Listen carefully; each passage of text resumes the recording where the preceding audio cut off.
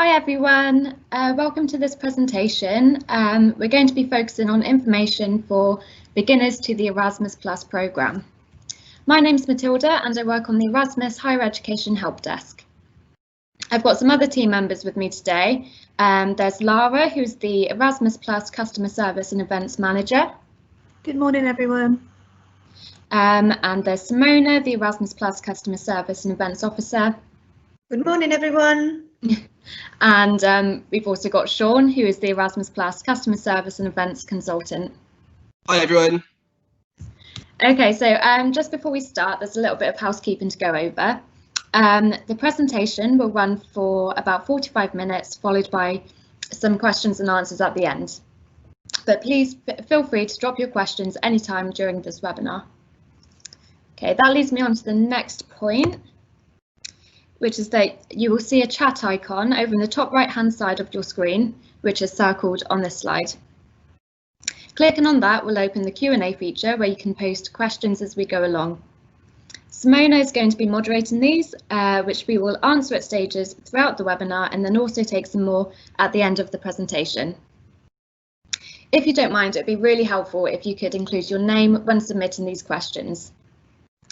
Please note that you will need to click on Featured in the chat function to see everyone's questions along with our answers, whereas the My Questions tab will only show you your own questions that you have asked. In the Featured tab, you can post questions by clicking on Ask a Question. Today we will go through some general information about the Key Action 1, as well as specific rules related to managing projects under Key Action 103 and 107.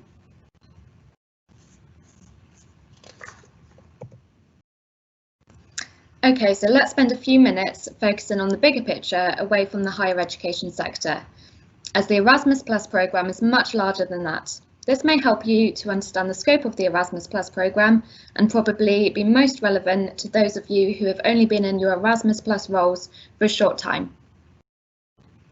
So Erasmus Plus is the European Union programme for education, training, youth and sport organisations across all sectors of lifelong learning, including school education, further and higher education, adult education and the youth sector. The Erasmus Plus programme runs in 7-year cycles. The current one has been running from 2014 and is concluding this year in 2020.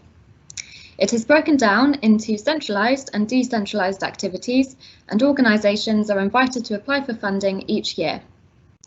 The centralised activities are delivered at a European level across all participating countries by the European Commission's executive agency, which is based in Brussels.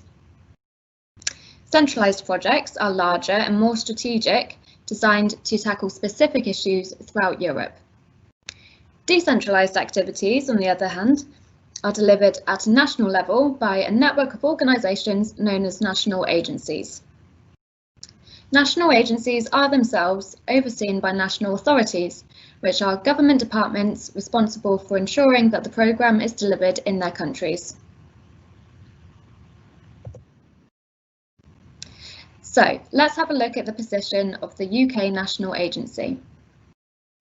The UK National Agency is split between the British Council and a chorus. Excuse me. The two organisations have different responsibilities. However, it's nice and easy for UK universities as all higher education specific agenda is managed by us here at the British Council. Key Action 1.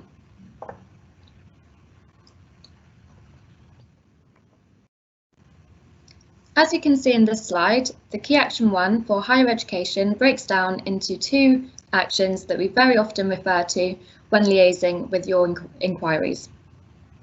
The key action is always listed as part of your project number, as you can see in the screen example. Key Action 103 are learning mobilities for individuals and are performed within the EU. Key Action 107 are international credit mobilities, or ICM, taking place in destinations other than EU countries. To be able to help you as quickly as possible, we ask beneficiaries to always state the project number, and here's the reason why. As you can see, the programme is structured around 5 actions, whilst only 3 are managed on the national level. In the top part, you can see an overview of the centralised actions directly managed by the executive agency in Brussels. Some of you may be involved in some of the centralised projects, such as Jean Monnet. If you look at the second table with decentralised activities managed at the national level, you will again notice the split between the British Council and a chorus, and what key actions each part of the UK National Agency manages. So, whilst we have different responsibilities, for you working in Erasmus Plus roles at UK universities, all inquiries related to higher education projects, such as 103, 107 or 203, are managed by us here at the British Council. So once again, considering the volume of the Erasmus Plus programme, please always have your project number handy, or ideally, state it in your email subject so that we can assist you faster.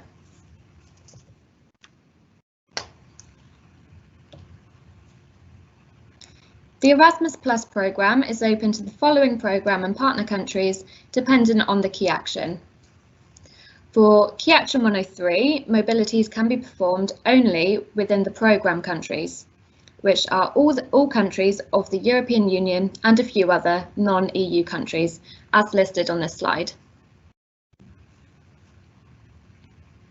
On the other hand, Key Action 107 opens up the opportunity for mobilities for your organisation to organise with countries that we call partner countries. As you can see in the slide, it is practically the rest of the world outside the European Union.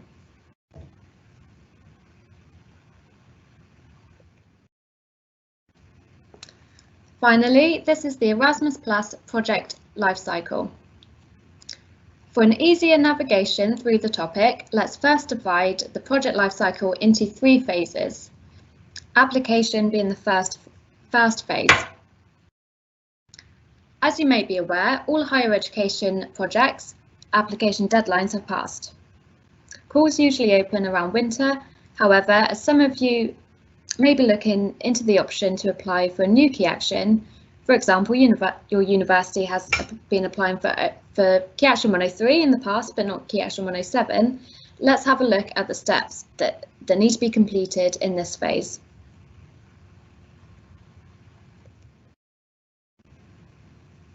Looking at the Erasmus Plus domain, these 3 menu boxes before you apply for funding, and after you apply, provide all important information for the project application phase, including European Commission requirements, such as accreditation and how to register your organisation online.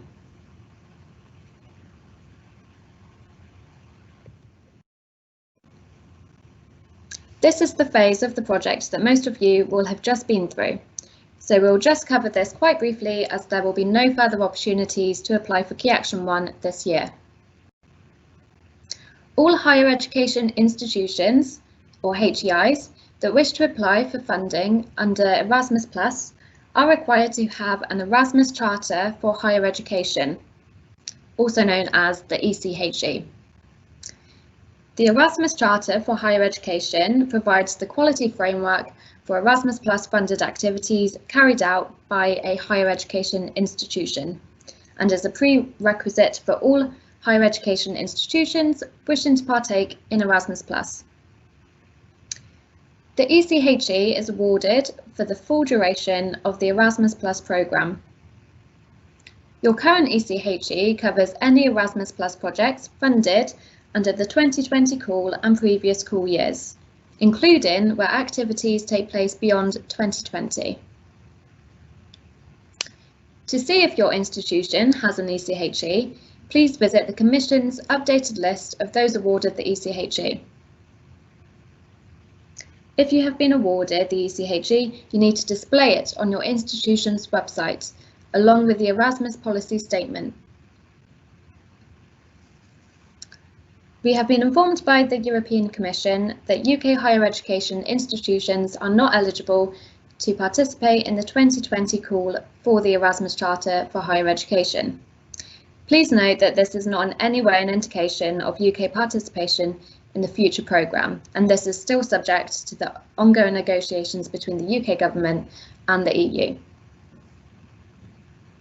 As well as the ECHE, your institution must be registered on the EC's Organisation Registration System to apply for Erasmus Plus funding.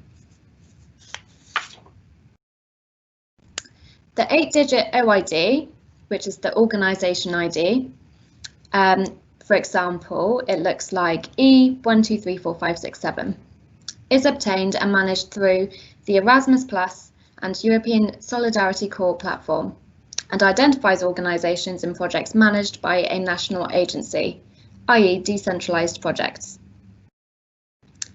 Organisations that have already participated in any Erasmus Plus and European Solidarity Corps actions managed by a national agency have been assigned an OID automatically and don't need to register again.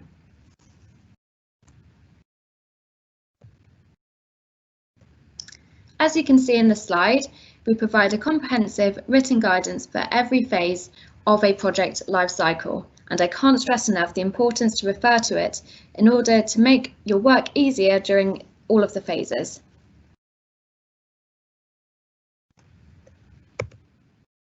And here's just some more that didn't fit on the previous slide.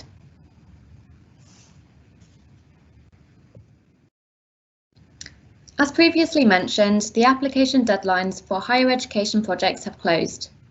So let's move on to the phase more relevant to the stage you're currently at, which is either managing your grants or the reporting stage. Let's talk first about the manage your grant phase.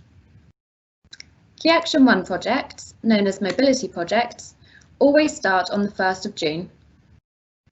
Roughly halfway through your projects, you are expected to submit your interim reports that will trigger the national agency's payment, followed by the final report at the end of your project. The entire phase of managing your project requires an extensive compliance knowledge and awareness of the options and opportunities, so I'm going to talk about a few of those. This is the landing page that we recommend you to bookmark, as it allows you to access all HE, that's higher education, relevant documents, forms, guidelines and online platform easily. Let's have a look at the next slide to see what the page looks like. So there's a couple of ways how to land on the page for managing your grant, and that's either by using the drop-down menu or by selecting the Manage Your Grant box. As the boxes can change, using the drop-down menu is probably the safer option to navigate yourself around the pages. Please note that this is a cross-sectoral page that provides guidance to all stakeholders and has got some very useful information, such as tips on promotion and dissemination. However, if you would like to move on to the higher education specific content, you can do so from here as shown in the next slide.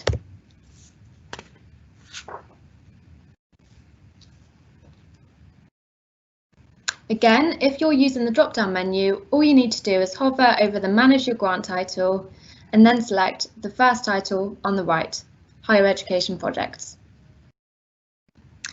If you're using the blue boxes, you would select the Higher Education Projects box, but bear in mind that these can sometimes change as and when priority topics change.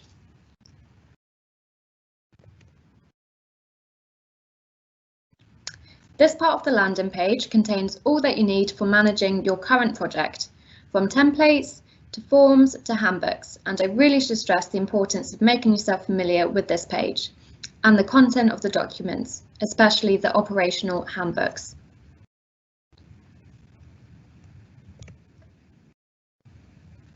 There are two types of sending organisations. The majority are higher education institutions who have been awarded the Erasmus Charter for Higher Education, which they must get in advance of applying for funding. There are also national consortiums consisting of 3 organisations, 2 of which are sending institutions. The national consortium must apply for the consortium accreditation. This can be applied for at the same time as applying for funding. Please note, if a student or staff would like to go away, they must apply directly to you to be involved in your project.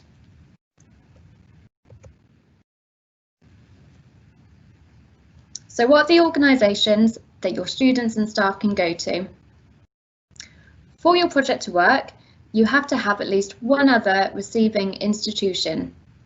It must be a partner higher education institution that holds the Erasmus Charter for higher education, or an eligible organisation for staff training and student traineeship, or a partner country, HEI, accredited by the relevant national accreditation organisation.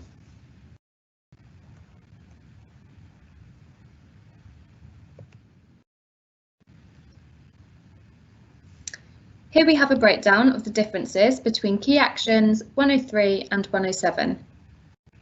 I'll leave this up for a minute or two for you to have a quick read through and then point out a couple of things.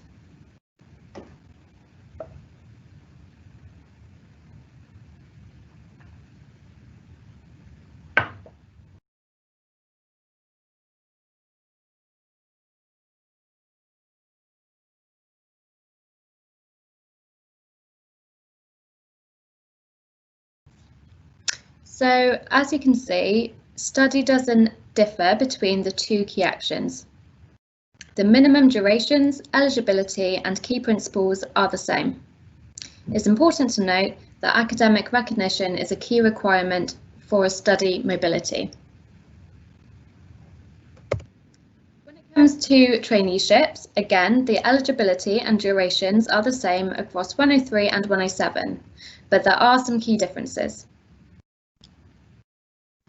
Recent graduates can take part in 103 traineeships, but this is not a possibility under 107.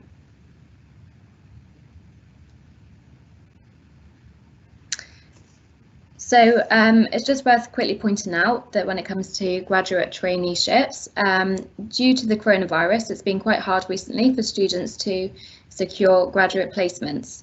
Therefore, the European Commission have made an exception that recent graduates who need to postpone their planned placements abroad will be allowed to take them up within 18 months of their graduation, instead of the normal 12-month timeframe.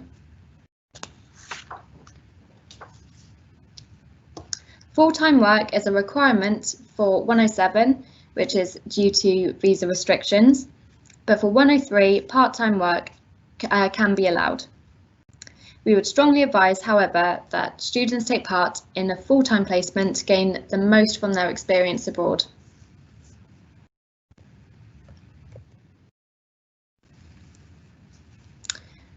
Here's the differences in 103 and 107 under staff mobility for teaching. The difference to note here is duration. The minimum duration for 107 is 5 days, whereas for 103 it is 2 days.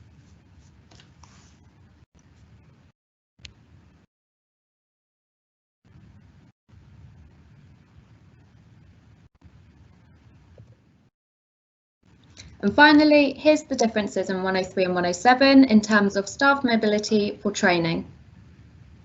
Please note that the durations are the same for training as they are for teaching.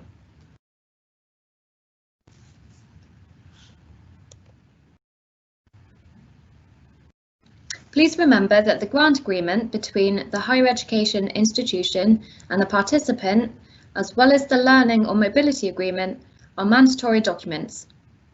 The templates for these are available on our website, and different versions are available for Key Action 103 and Key Action 107. For 107, inter-institutional agreements must be signed with partners before any mobility takes place. For Key Action 103, these must be signed for study mobility and teaching mobility. The final points here are around funding. It is possible to apply for additional funding for students with additional needs for both key actions. This will be covered in more detail in the Grants Update webinar tomorrow. Students and staff with a zero grant from EU funds are participants that do not receive an EU grant related to travel and subsistence, but they otherwise fulfil all student and staff mobility criteria and benefit from all advantages of being Erasmus Plus student and staff. Partial funding is only allowed under Key Action 103. This is when a student may have non-funded days as part of their mobility. For example, if they have reached the maximum amount of funding allowed from taking part in a previous mobility.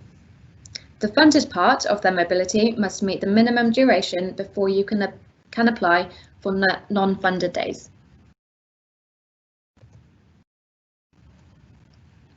As mentioned before, we have many resources available online to help you with the running of your project. This is a summary of helpful resources, and you will be able to access the links when we send out the slides.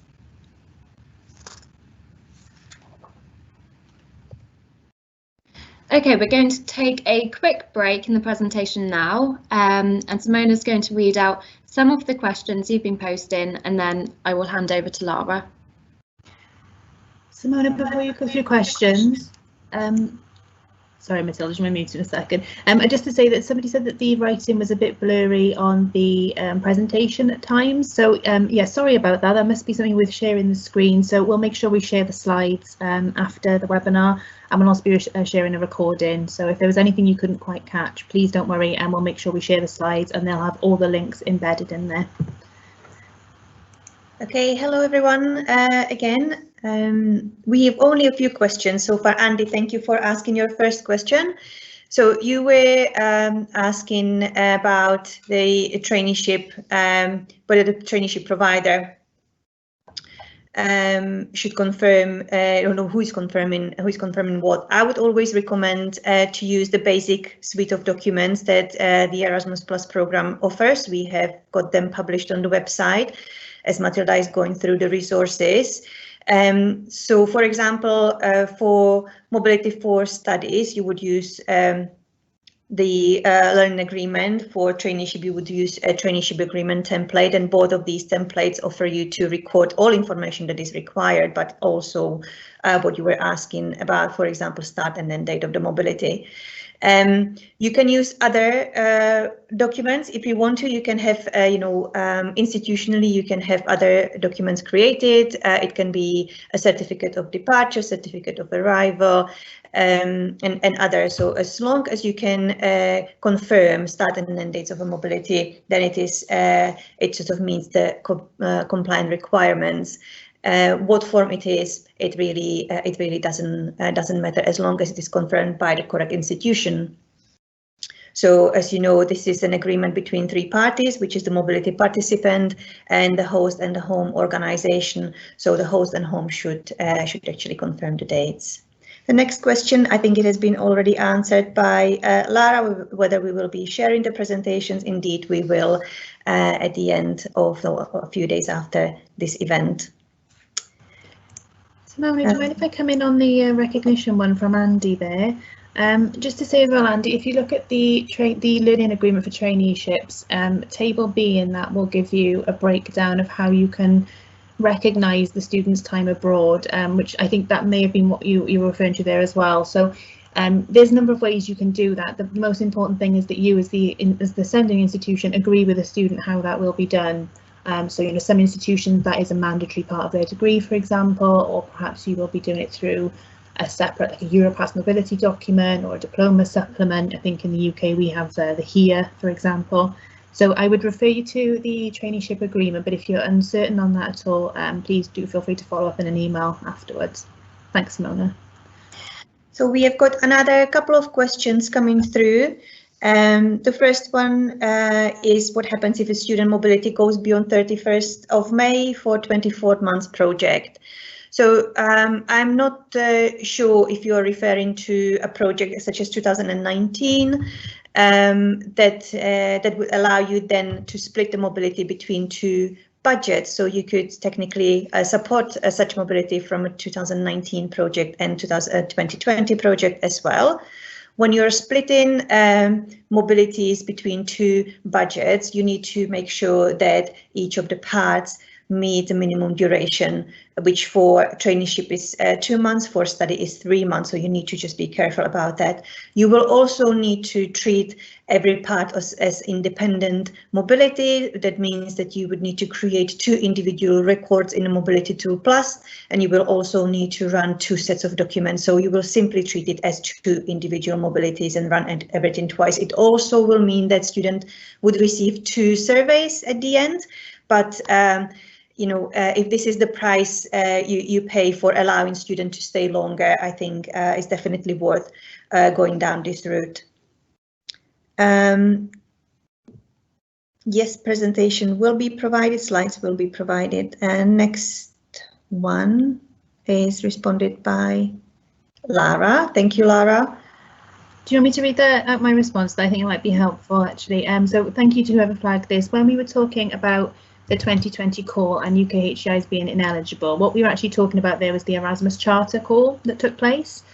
So there was a call earlier this year which was relating to the new Erasmus programme, which will start in 2021. Obviously, for the reasons of the fact that the Brexit negotiations are still ongoing, we were ineligible to take part in that call at the time. Please don't worry, it doesn't refer to the 2020 Erasmus Plus funding. You're eligible for that, very much so, and if you've had notification that you are successful with your funding, that is absolutely fine. It's 2 separate things. So what we were talking about there was the future programme, which at the moment we can't provide any further detail on because our participation is not yet confirmed. So I hope that's a bit clearer. Thanks, Simona. So we have got one longer one. Where has it gone? I think it was in regards to a longer mobility from Hannah.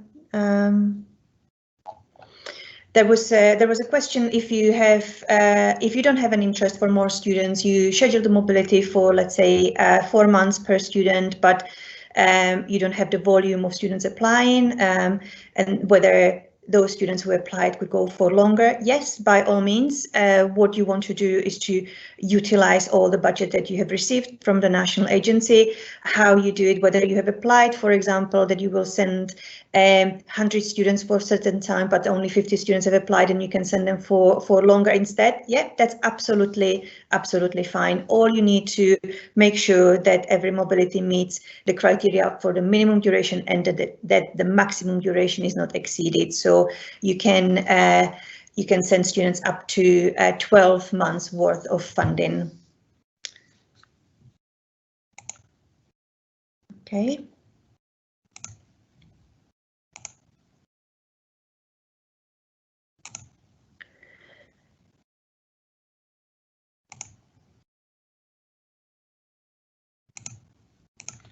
Next questions. How is a credit recorded? So I think Lara touched base on this already. The learning and traineeship agreement will allow you, there is a section that refers to gain credits. You will also be able to record it in a Mobility Tool Plus. You can attach transcript of records provided by the host organization. So there are, again, multiple ways you can do that. Yeah, just to add on to that, Simona, so I think if the student completes a traineeship, if you as the home institution are going to be awarding credits for that, again, that's what you would have agreed with the student as part of the traineeship agreement.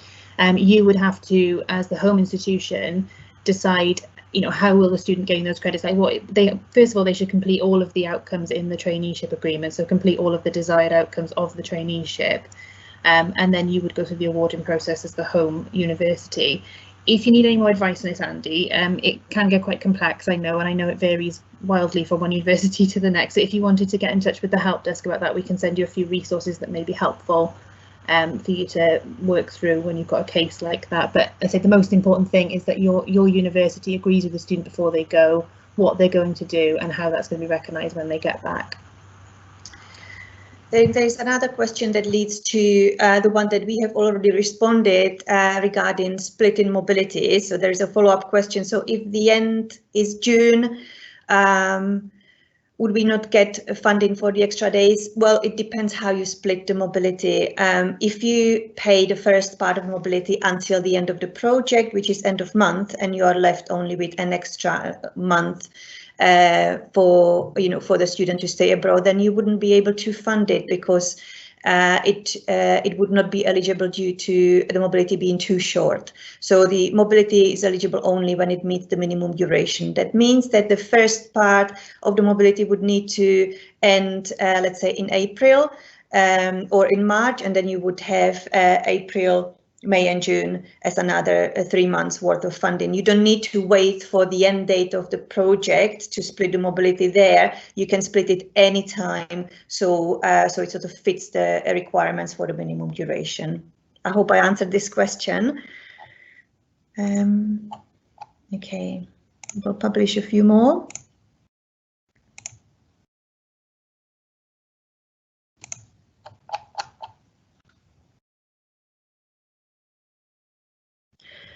So when should we expect to find out the grant amounts for Key Action 103 and Key Action 107 for 2020 projects? The good news is that we hope that this will be announced this week.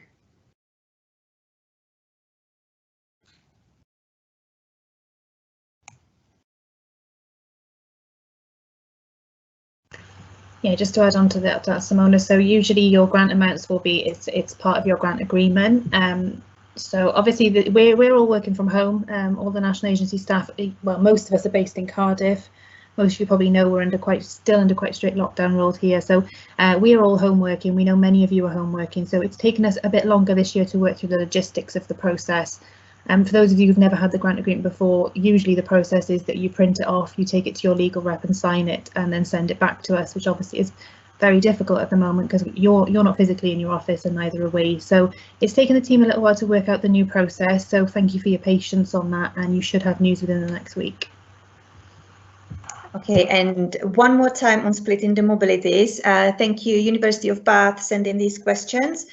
So you have got a very precise example. If your mobility start on the 15th of March and would be going until the 15th of June, you would not be able to split such mobility. As you can see, you don't have, the length is not sufficient enough in order to create two independent mobilities. We would be talking of a length of minimum of 6 months for studies or 4 months for a traineeship. So this mobility would probably be only funded from 15th of March until end of May, if it is when your project is finishing, and then from the 1st of June until the 15th of June, you would need to find alternative funds, but it wouldn't be eligible for Erasmus grant these 15 days. That doesn't mean that the student needs to return. Obviously, you can allow for the student to finish, to complete their studies if this is when their semester finishes,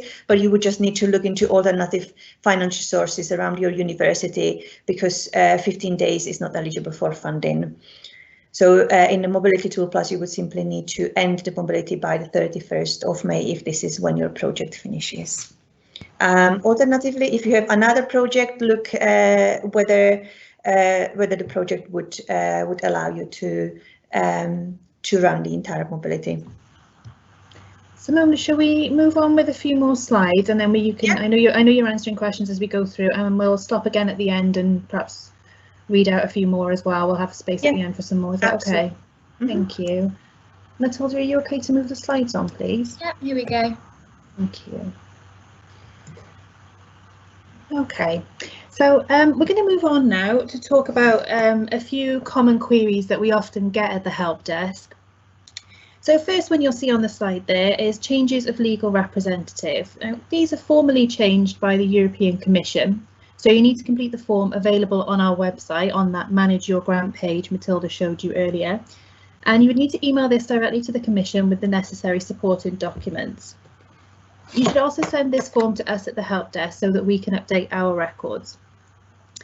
Changes of contact are processed by the national agency only. So again, you download the form from our website and send it to the help desk for processing.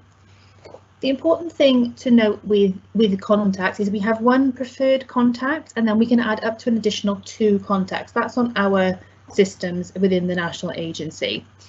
The mobility tool, you can add more people on. This is your responsibility to keep the mobility tool contacts up to date, but please make sure that what you have there for your preferred contact matches what we have at the national agency. Common query we often get is, why am I not receiving the emails? And maybe it's because we didn't know that somebody changed, but you just changed it on the mobility tool.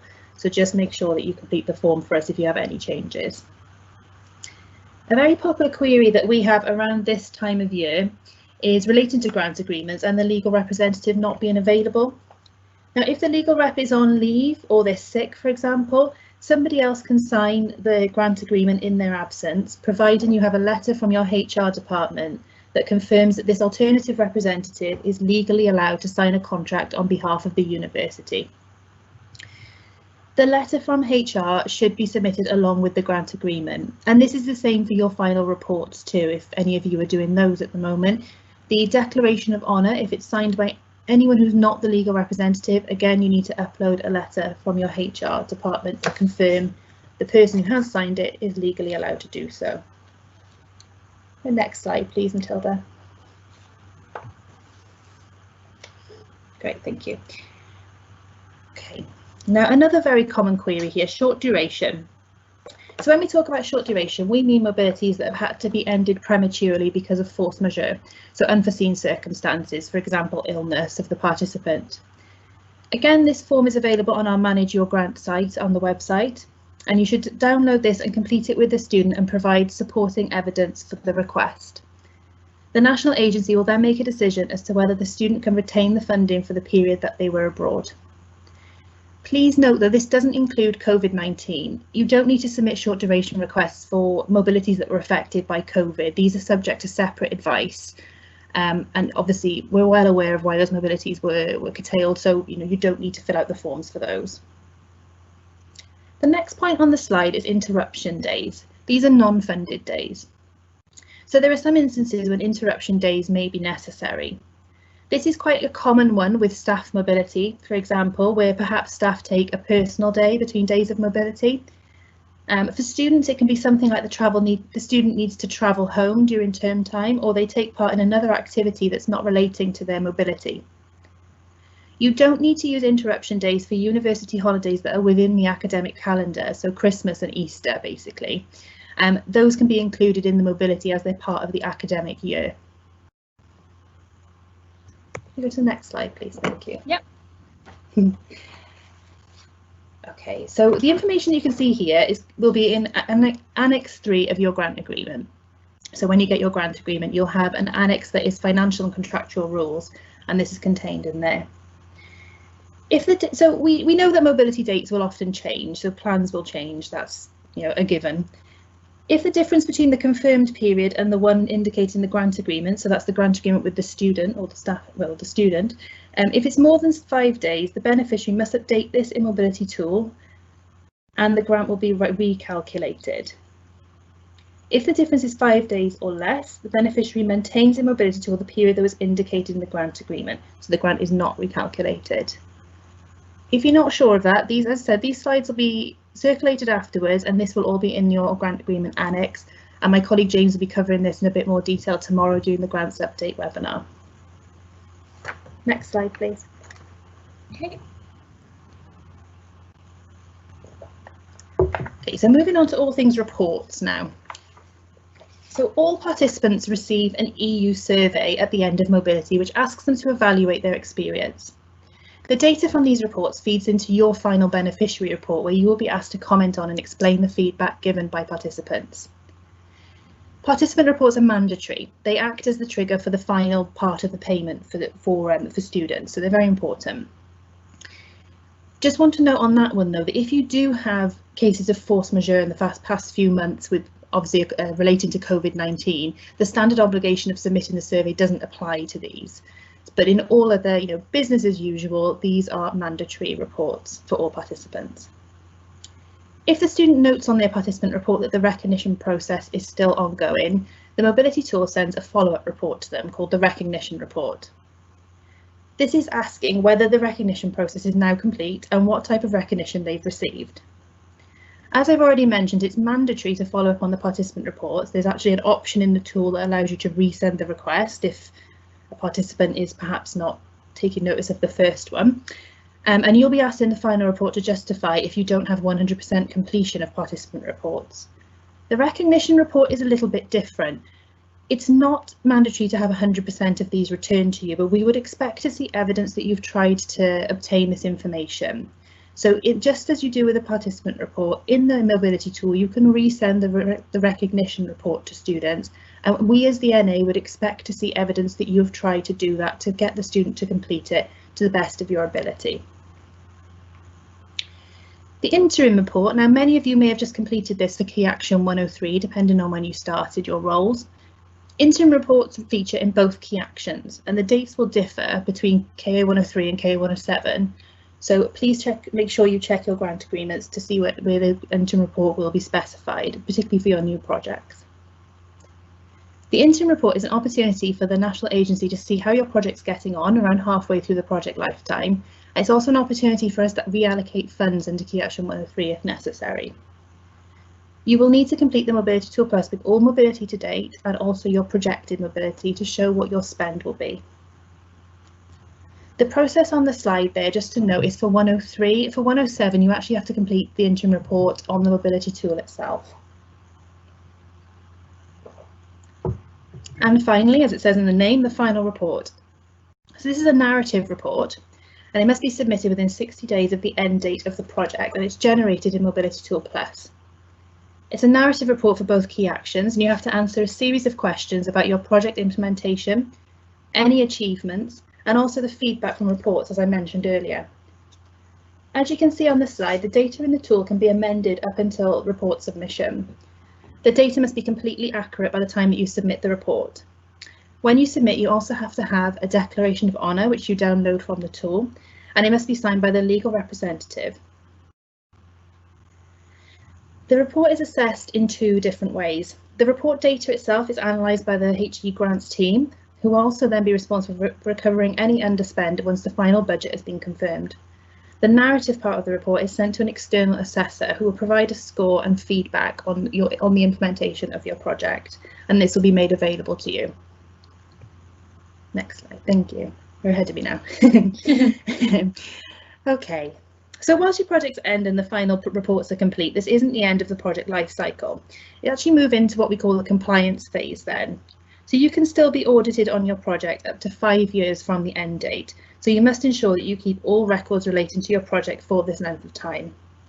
Audits are referred to by the NA as desk checks. If you're selected for a desk check, you'll be contacted directly by the compliance team to make arrangements for this. Again, my colleague James will touch on this more in the grants update webinar tomorrow. But if you have any questions on kind of audits or what would happen in an audit, the audit process there's more detail on that in the operational handbook for each key action and also in Annex 3 of your grant agreement. I'll pause for a moment for questions before I pass back to Matilda. Simona, is there anything in the chat? So there are a few more. There was one regarding short duration. I'm not sure whether the solution you mentioned that you had, because the mobility didn't meet short duration, in the Mobility Tool Plus they remained in a draft and initially you had to delete them. This is not, this doesn't sound right. If any mobility doesn't meet the minimum duration requirement, which as Lara pointed out, you don't need to run the paperwork through us when mobility is impacted due to COVID. But if there are any other compassionate or compelling circumstances as to why the mobility could not last the minimum duration, you would indeed submit a short duration form to us. If this is approved, when you are correcting your records in the Mobility Tool Plus, you would tick the box for force majeure in the mobility record, which will then allow you to leave notes in there. It will open a separate force majeure comment box. You can leave a note that indeed the national agency has approved this mobility and this short duration. So I'm not entirely sure what happened there that you had to delete it, but I would appreciate if you could please drop us an email on erasmus@britishcouncil.org so we can have a closer look, and please do not forget to mention your project number in this instance, and ideally also the participant mobility ID or a full name, which will allow us to look into the records a little bit closer. Mona, should I take that question from Joanna about the participant report and the recognition report? Yeah. Mm-hmm. Great, thank you. So thanks, Joanna. Yeah, no problem at all. So the participant report is generated at the end of mobility for students and staff. It asks a series of questions, so about the experience really. It asks them to rate their experience in a number of different areas. So pre-mobility, what was the support like? Did you get help with accommodation, with arrangements? During mobility, how did you find the experience? And also afterwards. That is mandatory. Every participant has to complete that. It's the trigger for making a final payment to students, so it is very important. And then in the final report, as I said, if you haven't had 100% completion of participant reports, you would be picked up on it. So you need to explain why. The recognition report is a separate report. So part of the participant report for students, it asks them, is the recognition process for you complete? Now, 9 times out of 10, it's not quite at that point, because a student finishes mobility. Recognition takes a little while usually after that. There's a process of mapping grades, of providing a transcript, etc., etc. So most students tick no. So what the tool does is generate a follow-up report on recognition, and it says, it comes sort of a month, 2 months afterwards and says, is it now complete? Now it's complete. Can you tell us how many credits did you get? How was this recognised? Have you received your transcript? Now that is not a mandatory element for the student in the terms of, and by that I mean we're not going to chase you for 100% completion of those, because they are a follow-up report. The participant report is the most important one, but we expect to see that you have made efforts to obtain it. So by that I mean that when we go into the mobility tool, we can see that you have re-requested the student to complete the recognition report, sorry. So you just go into the mobility tool, and sorry I can't show you here, but if you're not sure, please email us afterwards and we can send you a screenshot of where to do it. You can click on to resend the invite to them to complete the survey. So when we do our checks at the end of your projects, we always look to see that you've tried to obtain that information, and we can see the history of how many times you've requested the report. So I hope that's helpful, Joanna, a bit. Like I say, if you want to follow up with us, please just send us an email and we can talk about the mobility tool side of it a little bit more. If I may add just a small note to it, Lara, also you might notice possibly as you work closely with your mobility participants that there are different times, as Lara said, when such reports are being triggered in mobility. So the earliest that is triggered is the mobility survey, the participant report, which is triggered 30 days prior to the mobility end date. So because mobilities for studies and traineeship are long enough to gain experience and be able to respond to the questions, just keep that in mind. Sometimes you discuss with students to extend possible mobilities, but such requests from students might come last minute, few days before their mobility already is due to end. So these students would have already received their mobility survey. So if you extend mobility, the students will need to complete it twice. So this is sort of administration that goes at the back of the system all the time, and you can't really do much about it. But it's good to be aware of the timing. The next question was about the results for all UK universities, results of Key Action 107. Lara, would you like to respond to this one? Is that when we publish for everybody, I assume, not just for... There is not a year mentioned, so I'm not sure if this is for 2020 call. Okay, the results do go up on our website, but it's not just yet. Obviously, because we're still in the contracting phase, it won't be until everybody has received their contracts for Key Action 107, and then information will be made public rather, later in the year then on the website, so you can see the results across the UK for all key actions that had funding applications this year. So sorry, that was a poor answer in that I'm not giving you an indefinite time frame, but it's because we're slightly behind with the contracting phase. It will be a little while yet before publicly you'll have info on everybody else's results. We'll let you know that we so Matilda will, I'm spoiling your slides now, Matilda, sorry, but Matilda will tell you now how you can keep up to date with us for things like this. When we put major changes on the website, like results and things like that, we always flag it in our e-news. So I'll leave it over to Matilda in a few moments to tell you in case you're not signed up to that, but we would notify you when that information becomes available.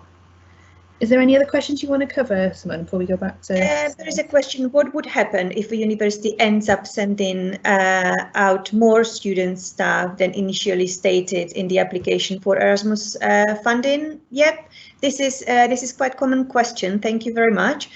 So nothing really happens. So in the application, this is your best estimate. And if your application was successful, you will receive your funding, and this is what you will work with. So you can obviously you will want to spend it all, but whether, as we discussed at the very beginning, whether it means that you will send more students and staff for shorter time or less students and staff for longer time, this really doesn't matter. What matters is that you will utilize the budget that you applied for, because as a national agency, we would be, with every application stage, we are looking at your performance in past 2 to 3 years and see how well you were able to manage the budget, and so whatever you are applying for, again, you would be able to spend. So yeah. It's quite straightforward. Whatever is the best solution for you, as long as you maximize the potential of the budget that you received from the national agency. Just one point on that to add, Simona. So yeah, that's completely right. Just there are what we call environment rules for every action. So it will tell you, it'll be in your grant agreements, and it's also in the operational handbook. It tells you how much you can transfer from one funding pot into the other, basically between staff and students. Or students establishments, and just make sure that those rules are respected if you are moving budget around. But that's something, as I said, if you're unsure, we can follow up in more detail in email, and it will be specified in the operational handbook how you can do that. It's very generous, the rules, I would say. So yeah, thanks, Simona. Is there any other things you wanted to? Oh, there's a question there about. Basic question from Christina before we move on. A very good point, Christina. When will you see your 2020 project appearing in the Mobility Tool Plus? So in the first instance, we need to exchange the grant agreement with your institution. So after grant agreement is countersigned by the national agency, we will be able to trigger the payment, as you will. As you see in one of the annexes of your grant agreement, that states that the payment will be made within 30 days of the date when grant agreement was countersigned, and as soon as you have good budget available, then the Mobility Tool Plus is open for you. So at the moment there is no point doing it because it would be just too soon. So first things first we need to sign the grant agreement, then we can trigger the payment.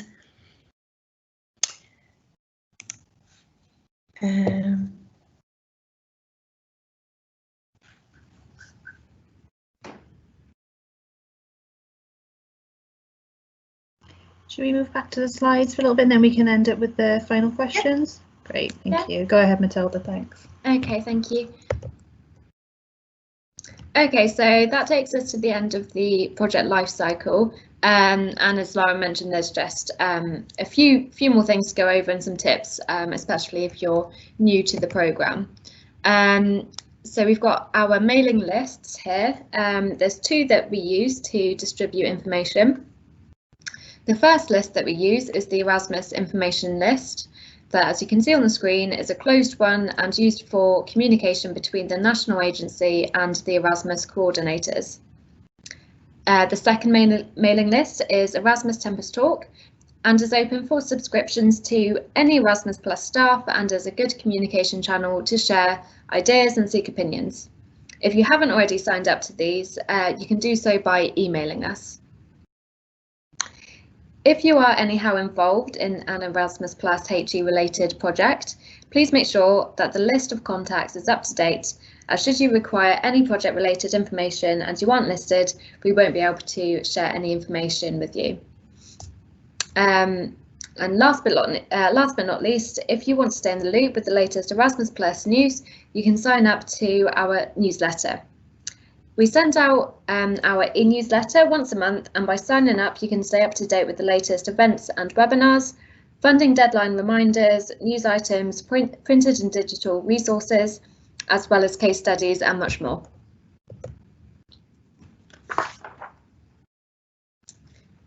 Okay, we've got our contact details here. I'll just quickly mention that, as Zara said, we are still currently working from home, so we don't have access to phone lines at the moment. Therefore, I would recommend emailing us your queries wherever possible. Since if you phone the contact number here, that will take you to the general Erasmus Plus helpline, and they might not be able to provide tailored advice relating to your specific projects. And finally, so we have mentioned, I'll just mention it again, we've got a grants update webinar tomorrow.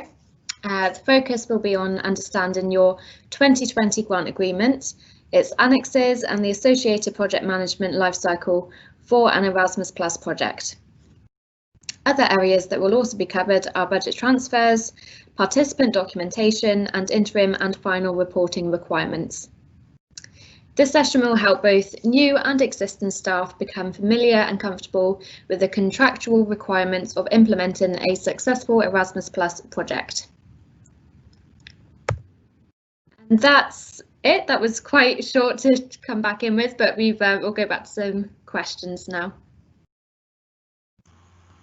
Okay, so a very good question here. How about if we have 24 months Key Action 103 2019 project as well as 2020 project? That means that inevitably these two projects run concurrently. How do we manage this? So what you will first want to focus is on exhausting your 2019 budget before you start organizing mobilities from the 2020 budget. But if you remember at the very beginning, we were talking about mobilities that overlap or they go over two sort of budget periods, and that you might not be able to split them. These are mobilities that, for example, if we were having this example of May 2020 or March 2020 until June 2020 mobility, you would probably take it straight over from your 2020 budget if your 2019 budget finishes in May. So you wouldn't really trouble yourself with splitting it and record it in your 2020. But the basic principle is try to exhaust your 2019 budget as much as possible first before you organize mobilities from your 2020.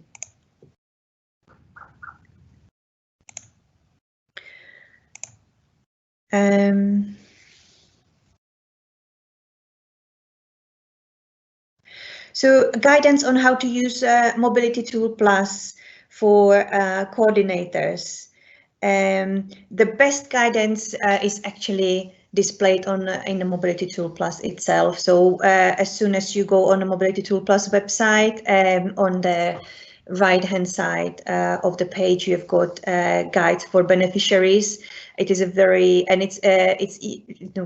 frequently updated by the Commission. Mobility Tool Plus is a tool provided by the European Commission, so it is not a tool managed by the national agency. We, however, try and help wherever there are any technical difficulties and you report them to us. We escalate it to the Commission for fixing, but it is not our tool and therefore we do not provide direct training on Mobility Tool Plus, but there is a plethora of resources directly in the tool, so please refer to them. Simona, can I just add on that? Just I know we've only touched on the kind of COVID-19 specific stuff today. What we've tried to do really is talk about business as usual, but just thinking about the COVID-19 measures that have come out about virtual mobility and inputting kind of scenarios from the past few months where maybe you've had to reimburse students. There is a specific mobility tool guidance for COVID-19 cases on our Manage Your Grant page on the Erasmus website. It does walk you through the tool through that, so that could be helpful if you've got any cases like that. But as Simona said, for normal inputting on the tool, the guidance on the tool itself is the best place to go.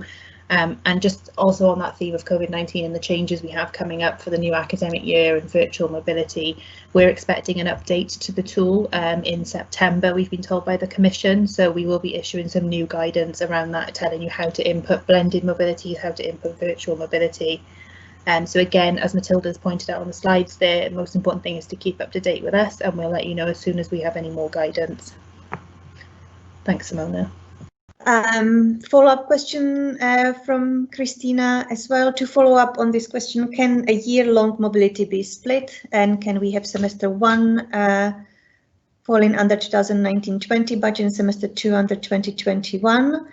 If I'm not mistaken, individual support rates did not change between the two calls. Yes, you can split, Christina, the mobility, and indeed the rates have remained the same between the 2019 and 2020 call, which is nice and easy.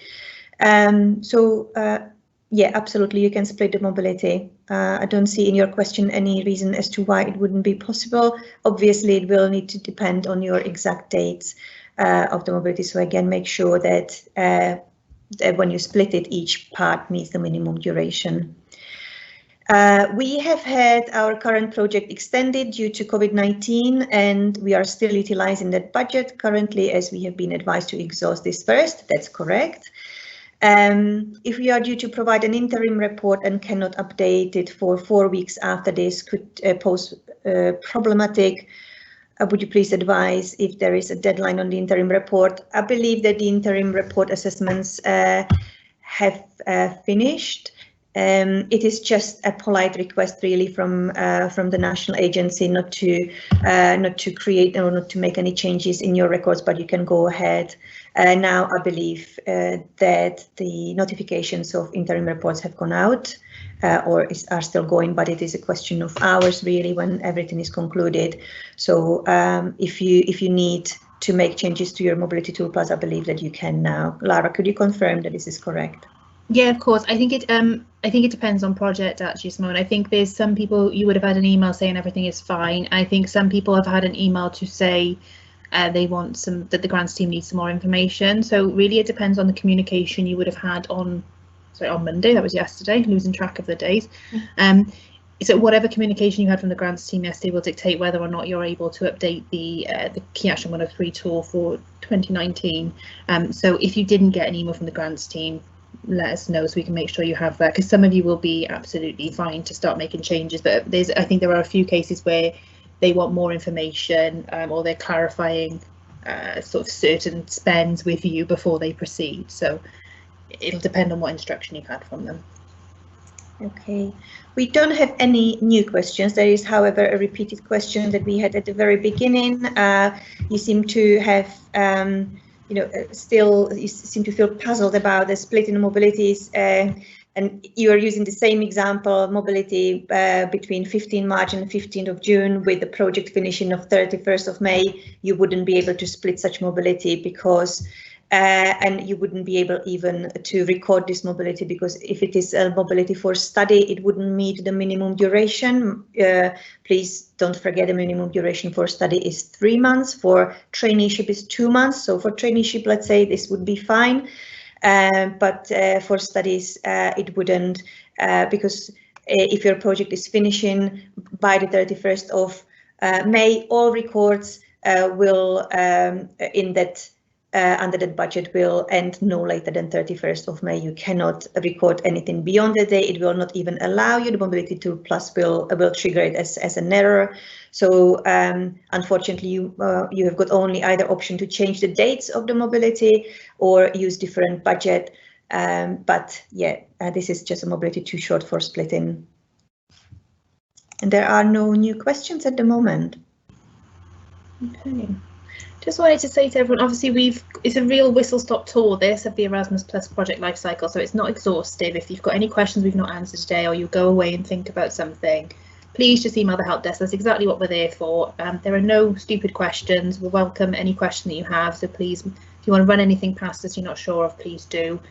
As I said, email only at the moment, because the phone line is not coming through directly to us, but we're very happy to help, and there are plenty of areas here that we can expand on if needed. I would just expand on this, Lara. As Matthew mentioned at the very beginning, we list resources that will help you to understand the Erasmus Plus program itself and the different stages you go through with your project. I would like you to read the operational handbooks in the first instance, because they are essentially an extract of the program guide, which is the big guide provided by the European Commission. It's long, it's lengthy, and it refers to all possible key actions. So make it easier for you and extract relevant information for Key Action 103 handbook, and then separate for Key Action 107 handbook. But ultimately, as you are signing up documentation with the students, such as grant agreement, mobility grant agreement, mobility learning or traineeship agreements, please read these documents carefully, because they will offer a lot of answers to you as well. If you wonder how you should do this, it is actually a very good information platform itself, the forms.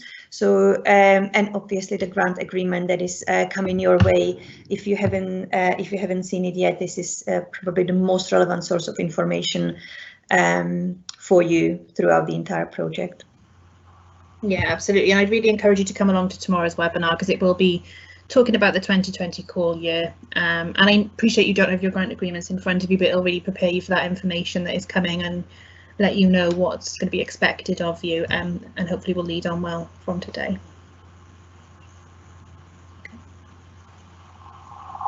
There are a few more questions coming, and I will publish them straight away. Whoever wants to grab them.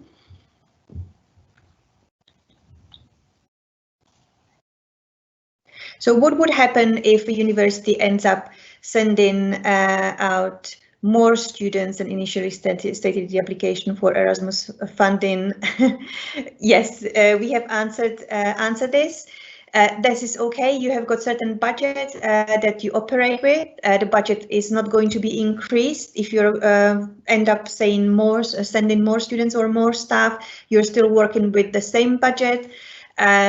So again, if you want to send less students and staff for longer time, or more students and staff for shorter time, or vice versa, I think I mixed it up now. It's absolutely okay, as long as you fit these mobilities within the budget, and as long as you comply with the budget transfer rules that are listed in your grant agreement, that are listed in our operational handbooks.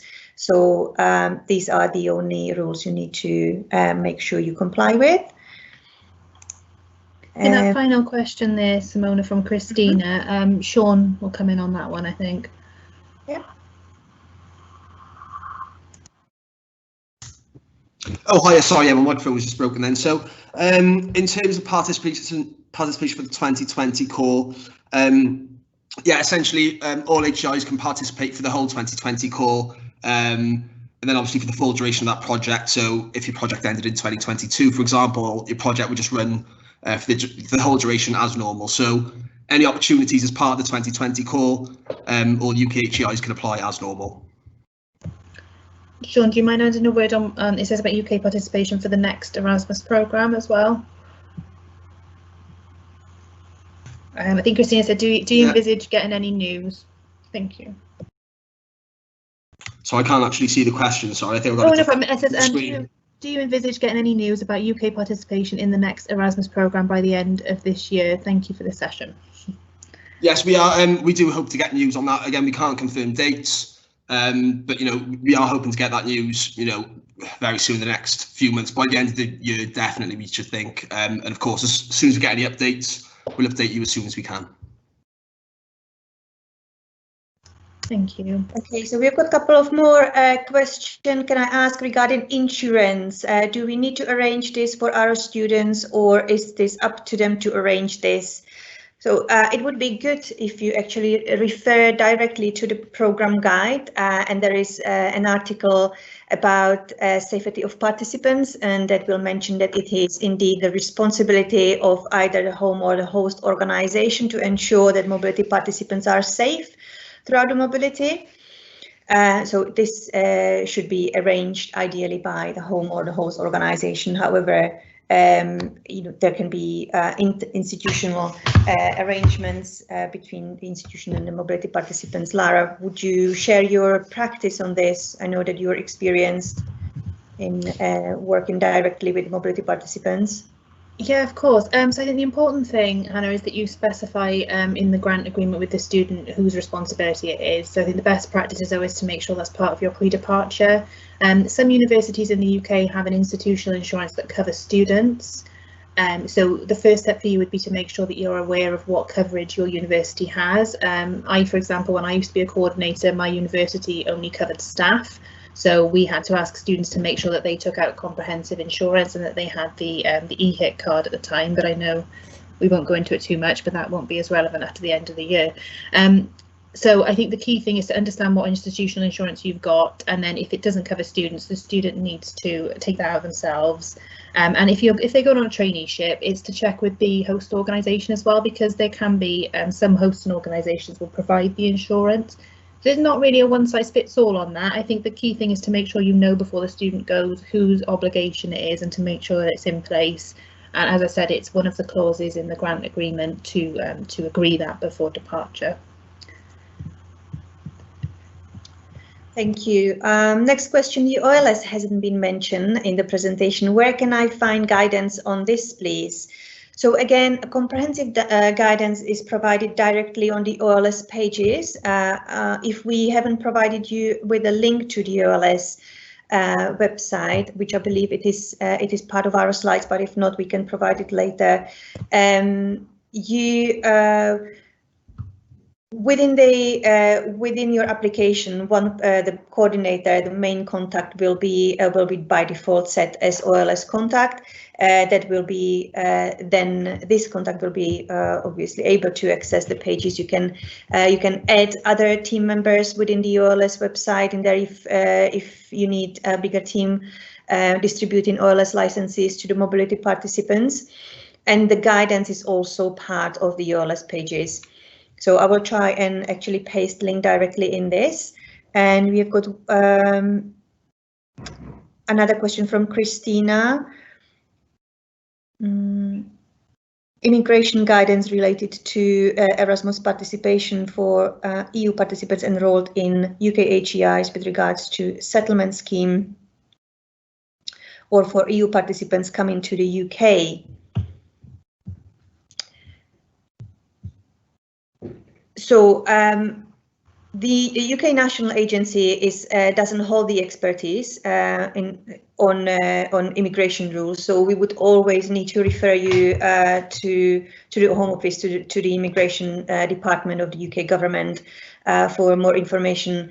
Here and then we check the website, and I can see that they are trying to keep up to date as much as possible. However, I can understand that this is a very fast evolving situation, and it's been for many months, but there is this independent section for Erasmus students coming in and out of the country. So I would trust this resource. As I said, the UK National Agency is not expert on this, and we will not be able to give you up-to-date advice. Sorry, so just to go back to the OLS point, that is such a good point, and thank you for bringing it up. With the best will in the world, there is always something that we miss out. So thanks for that, and we'll make sure we get the links in. And yeah, just to second what Simona said on the immigration advice, it would not be for us to advise personally, but we would link through to any resources that come out through the Department for Education, for example.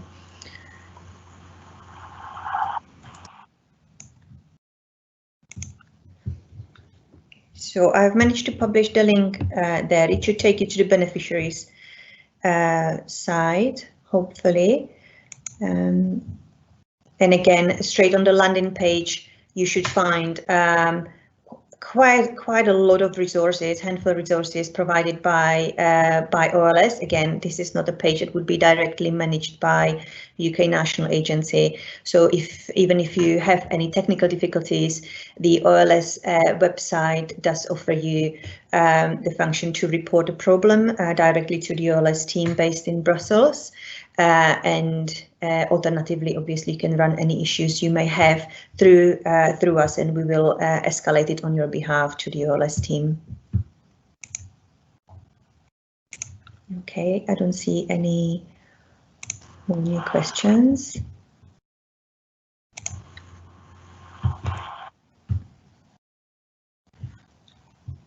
Ready to, whenever you want to wrap up, Simona, when you feel the questions are complete, that's fine. I think that's all we have at the moment. Yeah. Yep, no more new questions. Thank you very much, everybody. Very good questions. No, thank you very much, everyone. Matilda, do you just want to close? Yeah, thank you. Bye.